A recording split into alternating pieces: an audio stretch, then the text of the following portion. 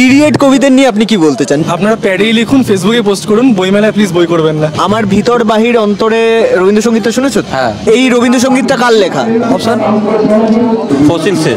ফসিলসের গান। হ্যাঁ। রবীন্দ্রনাথ ঠাকুরের লেখা শেষের কবিতা, এটা কি আদৌ একটা ভালো কবিতা? অপশন কবিতাটা ভালো, অসাধারণ, খুবই ভালো। এটা তো খুব সুন্দর একটা গল্প, ওটা শুরু হয়ে গেছে ৪৭তম আন্তর্জাতিক কলকাতা বইমেলা, আর শোনা যাচ্ছে যে এখানে প্রচুর লেখক তাদের সদ্যজাত সন্তান প্রসব করেছেন। অপশন তাহলে আসুন আমার সাথে আর আমরা হেঁটে দেখি বইমেলা, আর দেখে নিই যে কলকাতার লোকজন বইমেলা নিয়ে ঠিক কি বলছে।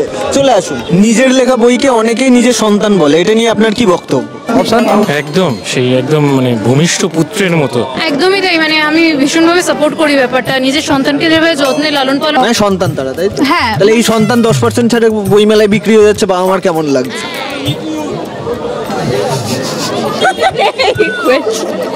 ঠিক আছে, মানে সন্তানের প্রমোশনের জন্য কুচবি। আমাদের দেশে এক ধরনের ন্যাকাপনা আছে। ন্যাকাপনাটা হচ্ছে আমরা সাহিত্য আর বই এই দুটোর মধ্যে তফাৎ করতে পারি না। সাহিত্যটা সাহিত্য, বইটা কিন্তু পণ্য। সন্তান কখনোই নয়, সৃষ্টিতে ডিসকাউন্ট চলে। মুরগিও ডিম পারে, সেখানে ডিম আমার ডিসকাউন্টে বিক্রি হয়। আমার বইটা মুরগির ডিম নয়। আচ্ছা, লোকে বলছে বাঙালি বই মেলায় আসছে, বই কিনছে কম, ফিশ ফ্রাই খাচ্ছে বেশি আর ঝাড়ি মারছে বেশি, এটা কি সত্যি? অবশ্যই বইমেলা এখন খাদ্য মেলা হয়ে গেছে। এ বাবা, তুমি খুব কঠিন প্রশ্ন করছো। ঝাড়ি মারতে এদের দেখা হয়নি। টাকার জন্য দুটোই জরুরি, দুটোই জরুরি। দেখুন, তিন ধরনের লোক হয়। একদল বই কিনছে, একদল খাবার খাচ্ছে, একদল খেতে খেতে পড়ছে। সাহিত্য যারা করবে তারা আবার খায় নাকি, তাদের আবার তৃষ্ণা পায় নাকি? কবি সাহেব, গল্পকার তারা যেন শিশির পান করে বেঁচে থাকে, ওসব নয়। কবিতা লিখতে গেলে তার সঙ্গে ফিশ ফ্রাই খাওয়ার কোনো বিরোধ নেই। ভালো বই না ভালো বউ, জীবনে বেঁচে থাকার জন্য কোনটা বেশি জরুরি? অপশন বাবারে, ভালো বই, বই অনেক বেশি গাইড দেয়, নলেজ দেয়। বউ তো যে কোনদিন ছেড়ে পালিয়ে যাবে, বই থোড়ি পালাবে। তুমি কিছুদিন পরে যদি কাউকে বিয়ে করো, তুমি ছাট করে ছেড়ে পালিয়ে যাবে তাকে? এটা একদম খুব মাঝামাঝি একেবারে দুটো নৌকায় পা দেওয়ার প্রশ্ন। পাশে বউ দাঁড়িয়ে আছে, না থাকলে বলতাম বই, আর দাঁড়িয়ে আছে যেহেতু দুটোই প্রয়োজন। বহু রিপ্লেসেবল। বই পড়াবো, ভালো বই পড়াবো, কোনোটাই না। জীবনে বেঁচে থাকার জন্য অক্সিজেন জরুরি। আমার ভিতর বাহির অন্তরে গানটা শুনেছেন? হ্যাঁ, শুনেছি। ভিতর বাহিরে অন্তরে অন্তরে আছো তুমি হৃদয় জুড়ে। এই রবীন্দ্রসঙ্গীতটা কেমন লাগে? অবশ্যই ভালো লাগে, খুব ভালো লাগে। ভালো লাগে, আমার পার্সোনালি ভালো লাগে।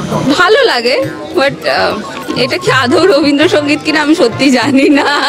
এটা রবীন্দ্রসঙ্গীত তো নয়। না, যতদূর আমি জানি যে আমার ভিতর বাহিরে আই গেস রবীন্দ্রসঙ্গীতই। এই রবীন্দ্রসঙ্গীতটা কার লেখা? ফসিলসের গান। হ্যাঁ। বাট এটা রবীন্দ্রসঙ্গীত নয়, আমার লেখকের নামটা মনে পড়ছে না। বাংলাদেশের যে তসলিমার যে হাজবেন্ড, রুদ্র মোহাম্মদ সাইদুল্লাহ, রবীন্দ্রসঙ্গীত নয় এটা। তাসলিমা নাসরিনের হাজবেন্ড এবং একটা চিঠি। এর থেকে ভালো রবীন্দ্রসঙ্গীত হচ্ছে ওই যে ভালো আছি ভালো থেকো। রবীন্দ্রনাথ ঠাকুরের লেখা শেষের কবিতাটা কি আদৌ একটা ভালো কবিতা? হ্যাঁ, আমার তো ভালোই লেগেছে। হ্যাঁ হ্যাঁ। আপনি পড়েছেন কবিতাটা? আমি তো এটা পড়িনি। আমি ঠিক বলতে পারবো না এটা। হ্যাঁ, পড়েছিলাম। কবিতাটা খুব ভালো কবিতা। ভীষণই ভালো। শেষের কবিতা আমার একটা খুব ভালো নোভেল লেগেছে, আর আমার খুব ফেভারিট এটা লেখা। এটা কোনো কবিতা না, এটা একটা উপন্যাস। ও আচ্ছা, পিরিয়ড কবিদের নিয়ে আপনি কি বলতে চান? যারা পিরিয়ড নিয়ে, বায়োলজিক্যাল পিরিয়ড নিয়ে যারা লেখালেখি করে। আপনারা প্যাডেই লিখুন, ফেসবুকে পোস্ট করুন, বইমেলায় প্লিজ বই করবেন না। দেখুন, লেখার বিষয় যে কোনো কিছু হতে পারে। এখন কে কিভাবে লিখছেন সেটা তার ব্যাপার। এগুলো তুলে ধরা উচিত। সমাজে ডাস্টবিন থাকবেই। ফেসবুকে যাদের লেখায় 2K লাইক পড়ে, যাদের 500টা শেয়ার হয়, তারাই কি ভালো কবি? এই লাইক আর শেয়ার অত্যন্ত হাস্যকর একটা ব্যাপার। সবসময় যে কোয়ান্টিফাই করা যাবে লাইকস দিয়ে, কমেন্টস দিয়ে কাউর ক্রিয়েশনকে, সেটা তো নয়। তার বাইরেও কিন্তু আরো 5 লক্ষ লোক আছে যারা বই মেলাতে এসে বই দেখে তবে কেনে। গোয়েন্দা কাহিনী পড়া বাঙালি পাঠক হঠাৎ করে তন্ত্রমন্ত্র, ভূত, প্রেত এসবের দিকে বেশি ঝুঁকছে কেন? বিকজ ওরা একটু ইনোভেটিভ হওয়ার চেষ্টা করছে, নিজের ফিল্ড থেকে বাইরে গিয়ে কিছু করার চেষ্টা করছে। কারণ ফ্যাসিনেটিং। কারণ এই তন্ত্র মন্ত্র ভূত যেগুলো আমরা জানতে পারি না, যেগুলো মানে অজানা, যেগুলো আমাদের, সেগুলো খুব ফ্যাসিনেট করে আমাদের, and we like to be fascinated and imaginative about it. আসলে মানুষের চাহিদা এত বেড়ে গেছে না, তন্ত্রটা খুব দরকার। আমার মনে হয় তাই জন্যই বেশি আরো এটা বাড়ছে। কি দরকার তন্ত্রে? আমাকে আরো দাও। না, সেদিকে ঝুঁকে যাননি। থ্রিলার বা গোয়েন্দা ভক্ত কিন্তু এখনো তন্ত্রের থেকে বেশি। এবার ব্যাপার হচ্ছে এক একটা সময় একই রকম ট্রেন্ড আসে। এই যেমন আপনি পিরিয়ড বললেন, কবে কোন পোস্ট কার ভাইরাল হয়ে গেছে বলে পিরিয়ড কবে এক গাদা বেড়ে গেল আপনাদের ভাষায়। তার মধ্যে একটা মানে সবাই জানেন একজন ভদ্রলোক তন্ত্র নিয়ে একটা ক্রেজ তৈরি করলেন, তারপরে তন্ত্র নিয়ে গেল। আছেন একজন তন্ত্র সাহিত্যিক, তন্ত্র সাহিত্যতান্ত্রিক। সরকার তন্ত্র নিয়ে কি বলছে?